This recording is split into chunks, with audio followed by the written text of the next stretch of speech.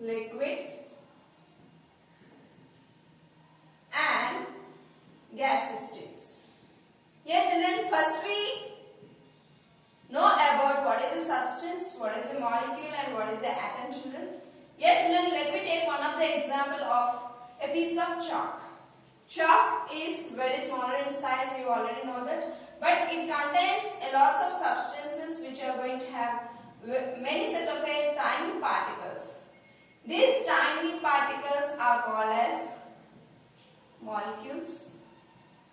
Here children, again we are going to have very set of tiny particles which we are not able to see with our naked eye. That's nothing but the atoms. We are going to have mainly 113 atoms on the earth.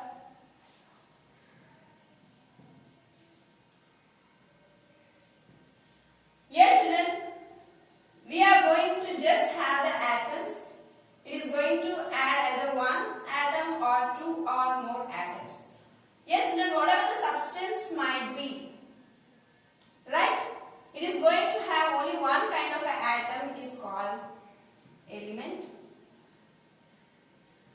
Any substances which is going to have some kind of a molecules, right, is going to have one or two or more atoms is called as components.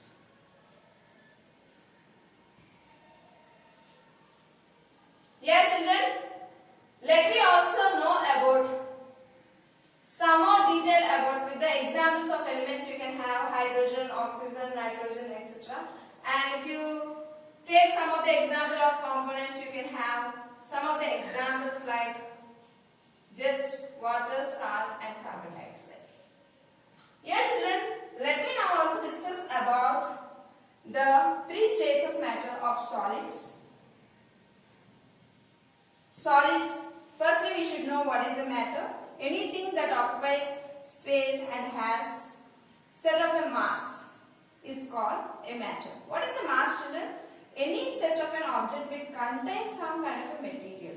If I take one of the example of a bench, it is containing wood, right? Right? Means it contains some kind of a material. The amount of material which is contained in an object is called a mass. Then what is a volume children? The space occupied by an object is called volume. Yes children, these solids are mainly going to have definite shape, definite volume and definite mass. Yes children, let me now also discuss about liquids now.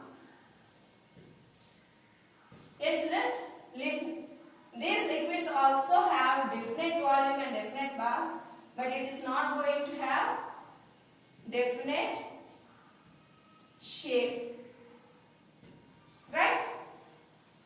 And they can flow. You can have some of the examples here. You can have the liquids like kerosene, oil and also cool drinks. You can have water and also you can take one more example like milk. Let me also now discuss about the gaseous states.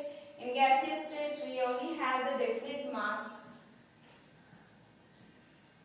You can have some of the examples like nitrogen, oxygen, carbon dioxide, hydrogen, etc.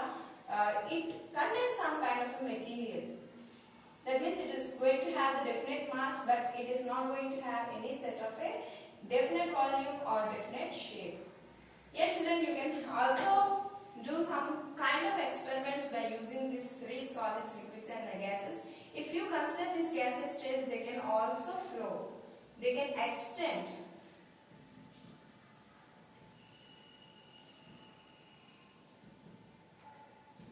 Yeah children, fine. These are some of the properties of solids, liquids and gaseous states. Let me know about some of the examples of solids, like you can take which are molecules which are closely packed together. You can take one of the example like biscuit packet, and which are closely tightly packed together. You can take any of the examples. And also children, if you take liquids, you can take that these are loosely packed and also they can flow. You can take these types of examples like any kind of a cool drinks, Pepsi and Fanta, whatever the set of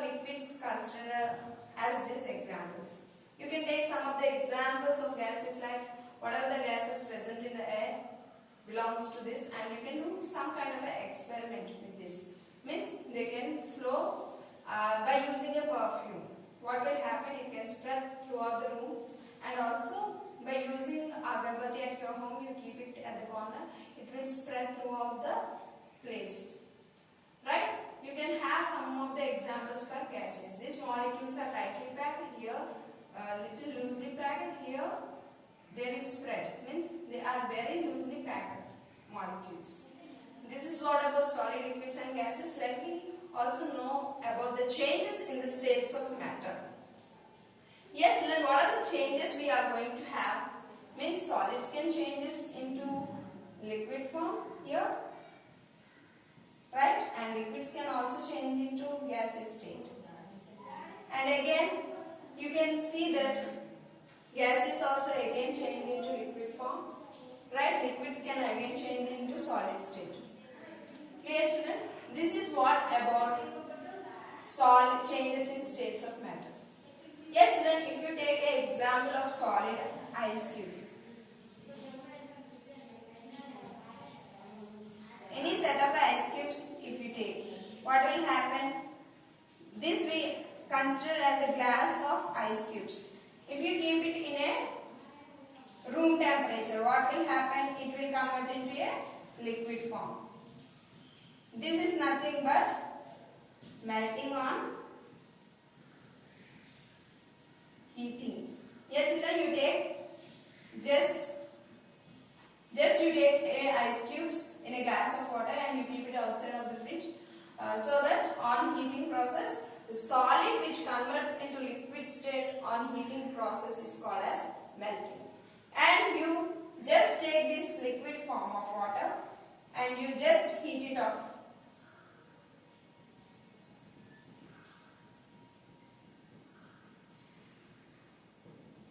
Here water vapor gaseous state will form, right? This process is called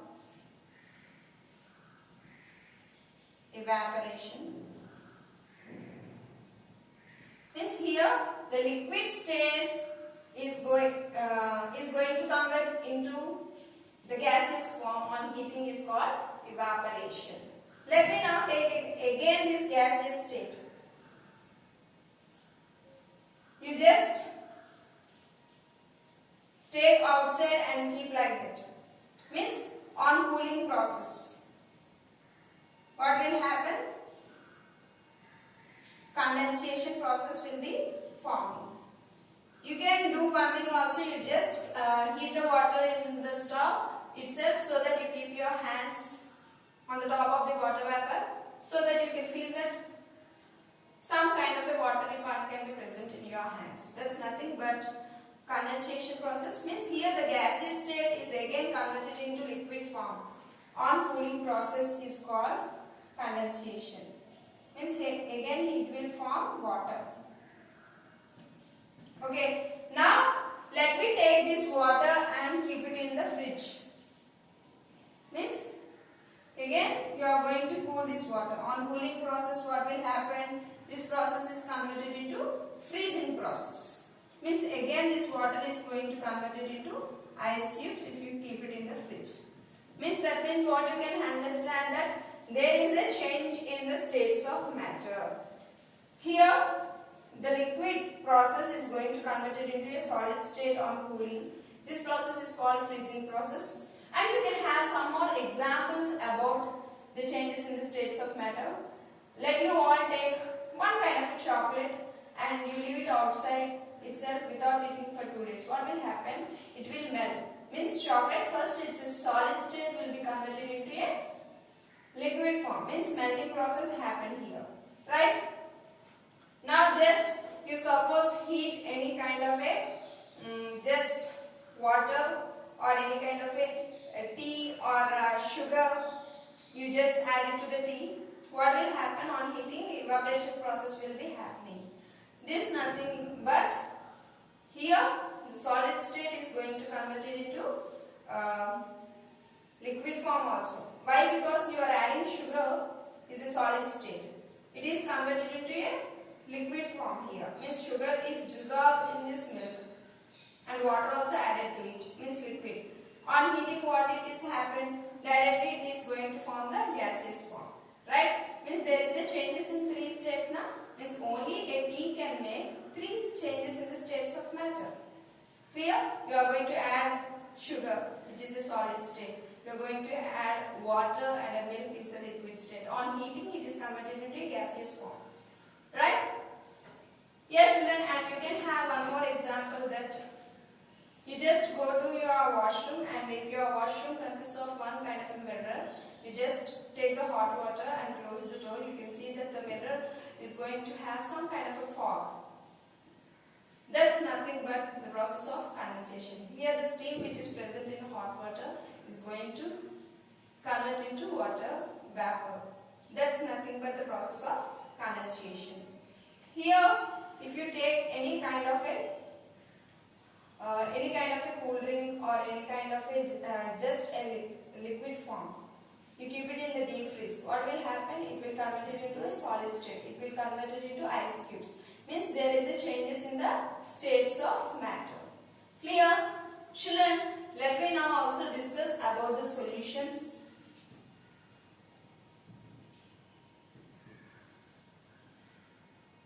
Yes, children, what is the solution? If you are going to mix water and a salt. Salt will be dissolved in water or not? Yes, na? That's nothing but a solution. Here, salt is a solute and water is a solvent. Both mixed together will form solution. Clear, children? Or else you can take any kind of a just a solute or a solvent mixing together. It prepares a solvent or not, or it prepares some kind of a solution or not. You can observe. Here salt, but you can take sugar. Check with it whether it is working or not. Means it is going to dissolve or not, dissolve in water or not. Yes, children, you can do many kind of experiments by using these solutions. Yes, children, solid dissolves in liquids. Means you can have the solid form of sugar and you can add with the water. Check whether it is forming a solution or not. Means it is dissolving or not. Or else you can take a stone or an iron, which is an insoluble substance. It is dissolving or not, you can check, but it will not dissolve. Clear? That's why we consider these solutions as two types. One is soluble solution and other one is insoluble solution. Soluble solutions are those which are going to dissolve in water. Insoluble solutions are those which are not able to dissolve in water. They are going to break down the molecules. Right? I have already given the examples of iron, stones and also sand are some of the examples. Soluble solutions you already know, mixing with water. That's why we consider this as water as a universal solvent even. Yes, children, let me also know about the liquid states. Liquids dissolve in liquids. Yes, children, you can have mixed with the milk and water is a miscible liquid, or a rasna and water is a miscible liquid, right? What are immiscible liquids then? If you are going to mix oil with water, see, it does not dissolve. And also if you are going to mix kerosene with water, it does not dissolve. These are immiscible liquids. Let me now also know about gases dissolved in liquids. Yes, children, if you take some of the gases like oxygen, nitrogen, carbon dioxide, if you take oxygen, what will happen? Oxygen is going to dissolve in water. Water is a liquid, right? Yeah, children, this oxygen can be used by plants and also by animals. Yes, children, mostly if you see aquarium, it is going to have small kind of plants and animals. These plants and animals use this oxygen, and also you can take one more example like carbon dioxide. Yes, children, if you take a Coke tin or any soft drinks, it is going to have some kind of a bubbles in this liquid form. Means that bubbles are going to have the pressure. That's nothing but carbon dioxide. That means we can understand that gases also dissolve in liquid form. Let me also now discuss about gases dissolve in gaseous states. Yes children, you already know that air is a mixture of gases, right? All these gases have mixed together with the solute and solvent, right? And these gases can also have different kinds of gases like nitrogen, oxygen, hydrogen and all. We can generally see in factories or industries there is a mixture of several gases. This is what about the revision mapping of solids, liquids and gaseous, and also the properties and the examples. I want everyone to do the experiments which belongs to solid state, liquid state and gaseous state, and also about the solutions, means which we are going to mix with which, means nothing but solid is going to mix with liquid or not, liquid is going to mix with gases or not, gaseous is going to mix with liquid or not. You can do all these experiments and you can find the solutions, right? You just observe whether this solid state, liquid state and gaseous states are going to change in the states of matter or not. Yeah children, I hope that everyone understood this lesson of solids, liquids and gaseous states. Thank you. Have a nice day children.